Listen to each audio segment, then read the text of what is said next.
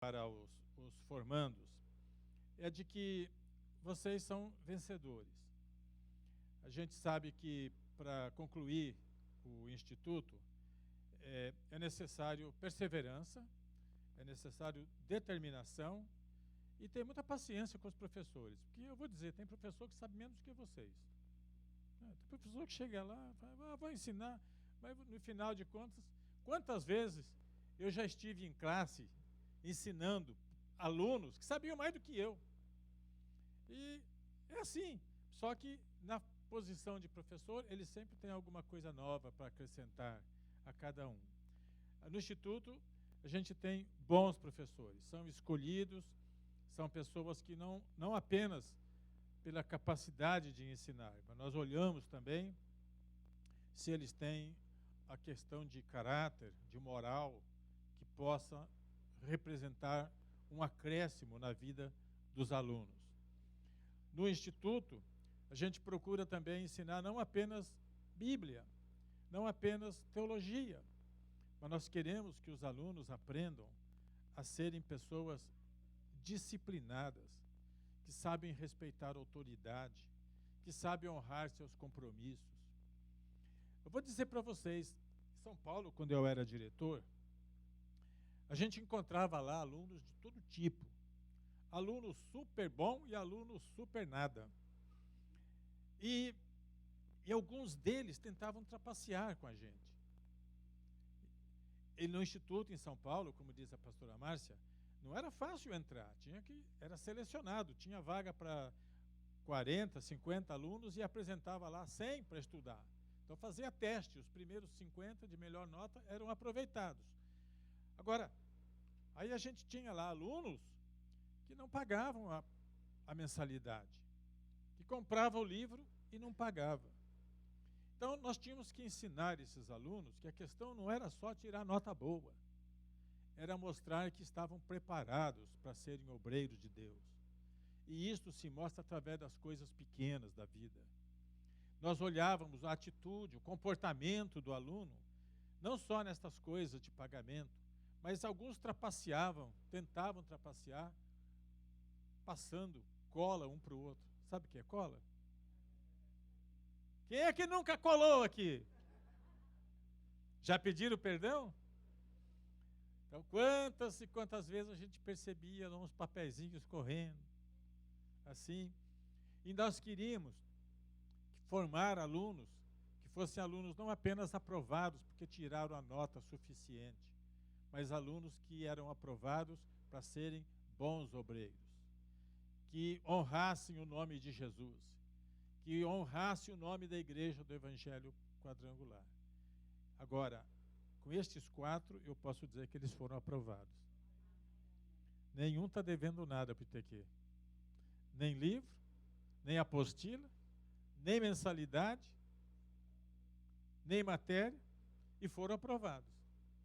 Agora, como é que foram, só Deus sabe. São os milagres que Deus faz, não é? Deus faz milagre mesmo. A gente estava ouvindo o Josué falando, uma palavra muito, muito bem colocada, que tocou, sensibilizou nossos corações, a maneira como ele se expressou aqui na frente. E a gente deseja para vocês, como a pastora Márcia fez uma palavra profética para cada um, não é? E eu estava pensando, Josué, que brevemente você vai receber na sua casa um caminhão cheio de lenha.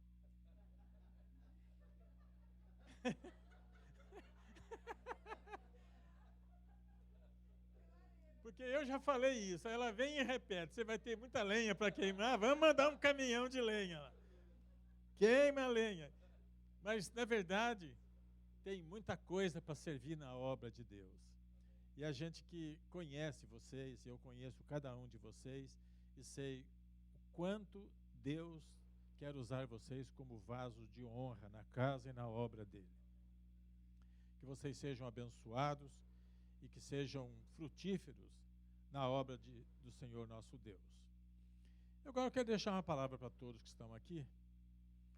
Eu vou ler no livro de Pedro, bem no final do livro, do segundo livro de segunda carta de Pedro, no capítulo 3.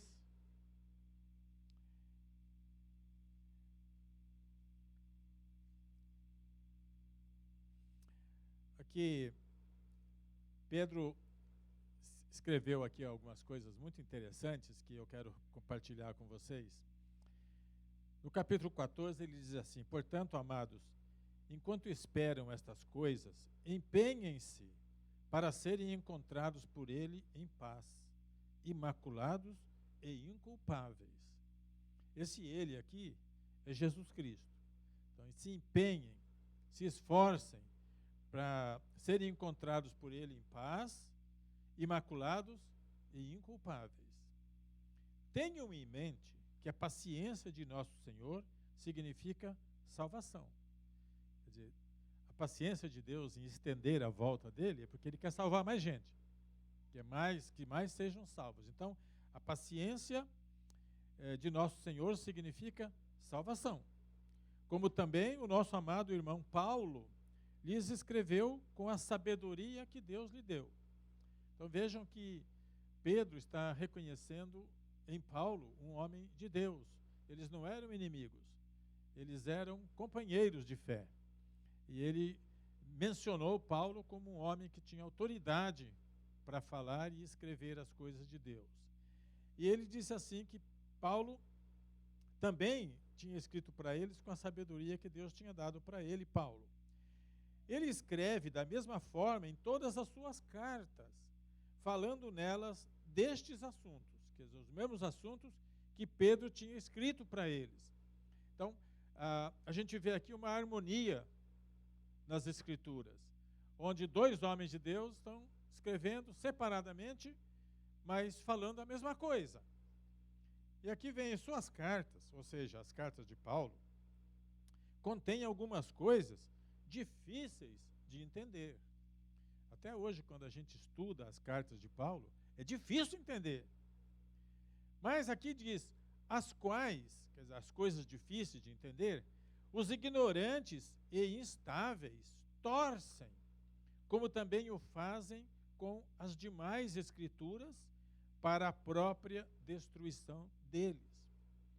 O alerta de Pedro aqui é o seguinte, que as coisas que Paulo escrevia eram difíceis de entender e as pessoas torciam, ou seja, davam um significado diferente daquele que o apóstolo quis dar.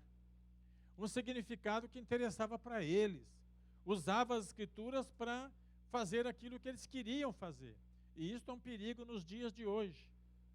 Da mesma forma que faziam com Paulo, hoje também muitos dentro de várias denominações, de várias igrejas, de vários movimentos, tem pessoas que pegam as escrituras e interpretam do jeito conveniente para eles. Então, Pedro está escrevendo sobre essas coisas, dizendo que quem faz isso, faz para a sua própria destruição. E aí ele vem agora, depois que ele escreveu isso, então ele vem dando um fecho, dizendo, portanto, amados, sabendo disso, guardem-se para que não sejam levados pelo erro dos que não têm princípios morais, nem percam a sua firmeza e caiam. Como é que a gente vai conseguir fazer isso que Pedro está falando para a gente fazer? Ou seja, o que ele está ensinando a nós? O que ele está colocando para nós pensarmos e agirmos?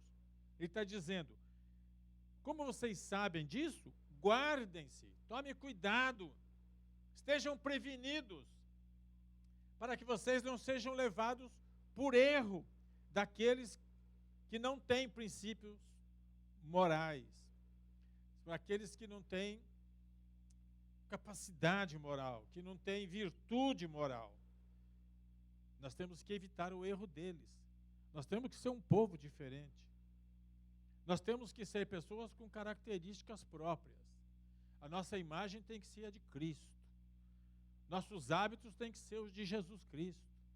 Nós temos que ser um povo diferente no mundo. Não significa ser melhor, ser superior. Estou dizendo diferente.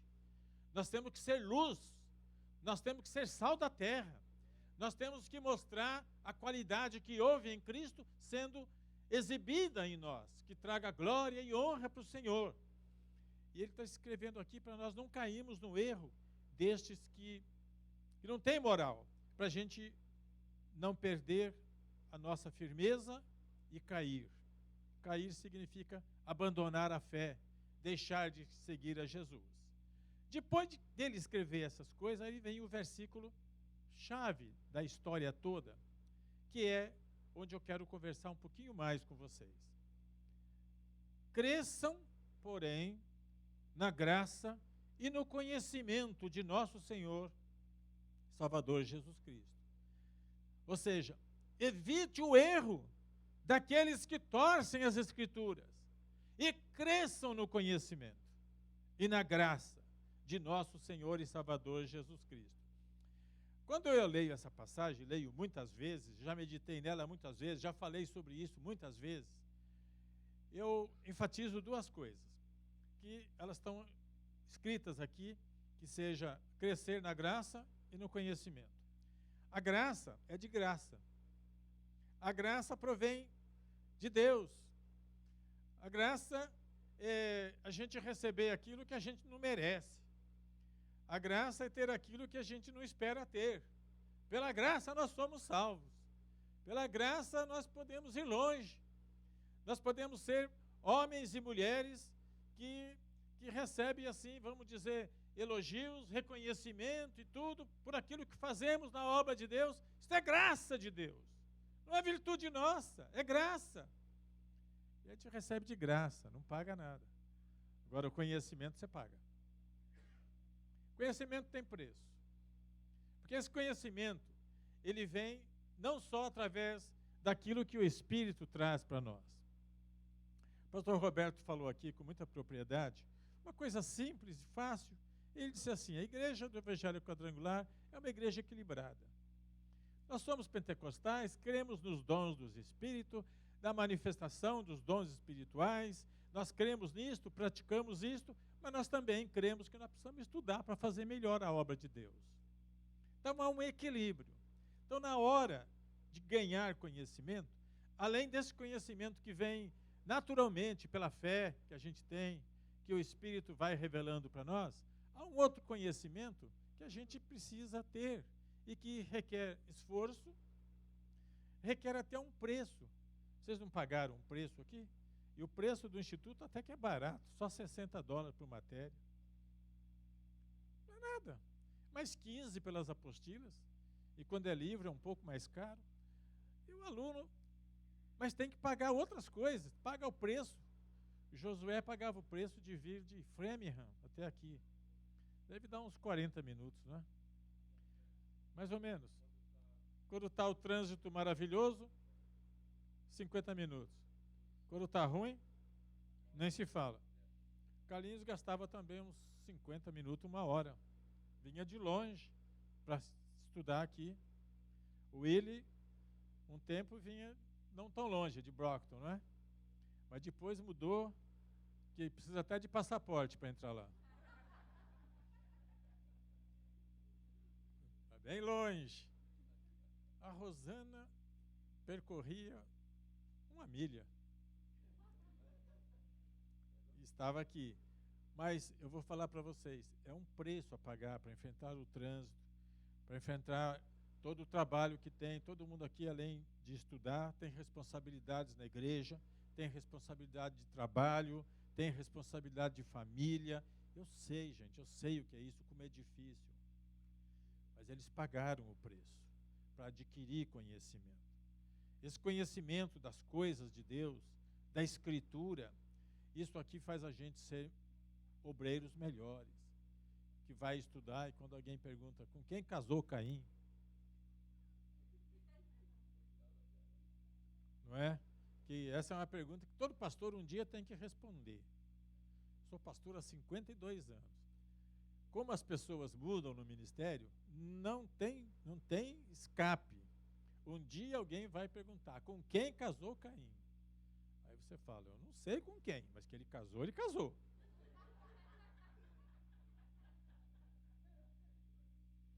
E aí você quebra a cabeça para ir explicando. Mas quando você faz um curso teológico, você acaba aprendendo coisas que você nunca sonhou que tivesse resposta para aquilo. Pessoas que já estudaram, pessoas que continuam estudando, pessoas que pesquisam, e que quando você faz uma pergunta que eles não sabem a resposta, eles vão procurar saber aquilo para responder para você. Se esses professores forem espertos, como eu fui uma vez, eles vão ter uma saída boa. Eu vou contar para vocês. Uma vez, eu era professor lá em São Paulo e pastor na igreja no Ipiranga. E nós cantávamos lá um hino que dizia que Deus habita no meio dos louvores. E esse hino era muito conhecido, né? Deus habita no meio dos louvores.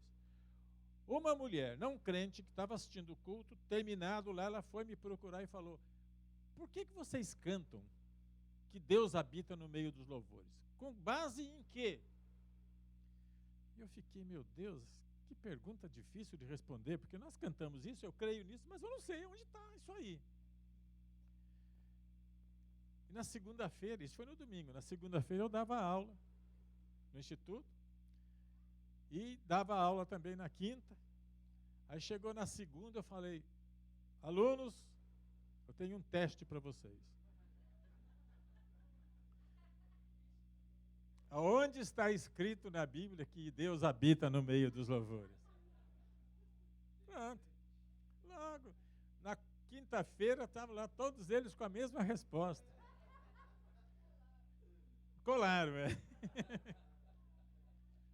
Cheguei para a mulher lá e falei: depois de muito esforço,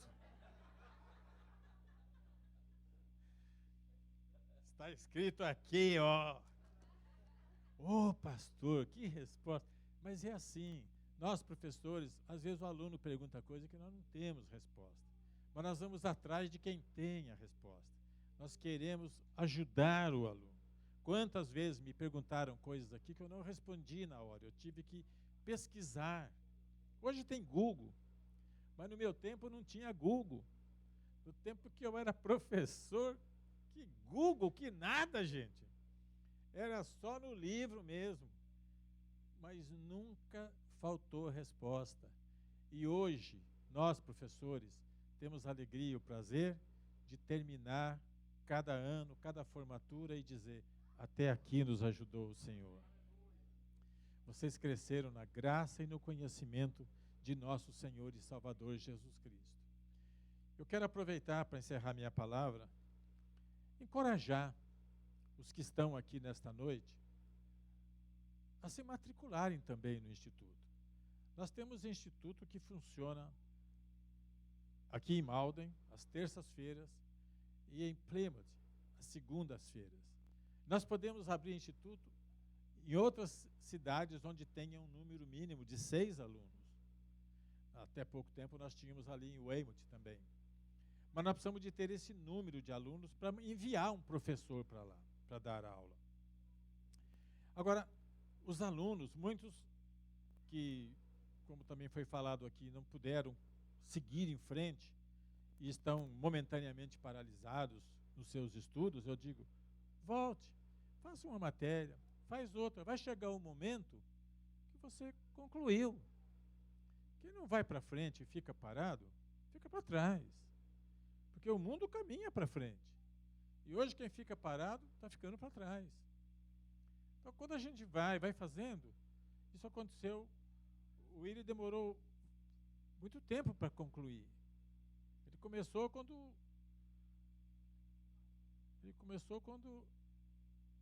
Abrão não tinha barba ainda. Parou por um tempo, mas depois voltou, e aí está hoje, concluindo.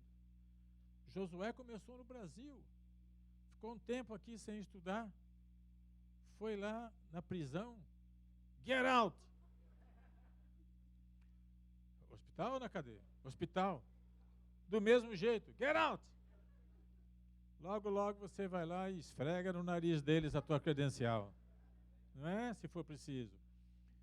Mas é assim, nós temos que usar de determinação, pagar o preço de estudar, de fazer lição em casa, de estudar, ler os livros em casa, de fazer resumo, de passar nos testes que os professores dão, de saber como é que a Márcia é uma professora sempre homenageada, porque ela tem um jeito de dar aula que o aluno odeia, mas depois fala, é a minha amada, é ela que eu quero homenagear. Cada professor tem um estilo, cada um tem sua forma de ensinar, há uma riqueza em cada um, e vocês são enriquecidos através disso tudo. E eu quero realmente fazer uma oração por pessoas que estejam aqui, que têm desejo de estudar no Instituto Teológico Quadrangular. São 24 matérias. Uma aluna fez as 24 matérias em 2 anos. Só uma aluna que conseguiu fazer isso. Ela entrou e falou, vou rachar. E foi mesmo. Fazia 2, 3 matérias, tudo em seguida, em vários lugares, e em 2 anos. Agora, o normal é fazer em 3 anos. Mas tem alguns que fazem 4, 5, 6, porque é por matéria, vai eliminando a matéria. E chega uma hora que as 24 estão eliminadas. Eu gostaria de saber se tem alguém aqui que tem desejo de estudar no Instituto, que tem esse desejo. Não quer dizer que vai, mas que tem esse desejo. Eu quero orar para você, para que Deus prepare um emprego bom, para você não chegar muito tarde em casa. Um emprego bom, que você não fique tão cansado ou cansada que chega aqui e só quer dormir. Um marido ou esposa que coopere para você vir enquanto ele ou ela fica com as crianças. Um marido bom que paga para você vir estudar. Essas coisas. Que o horário favoreça para você. Então, se tiver alguém assim que tem esse desejo e quer receber essa oração, se coloque em pé. Nós queremos orar por vocês, para Deus abrir a porta e, de alguma forma, achar uma maneira para você fazer o desejo do seu coração. Se tiver, fique em pé para a gente orar.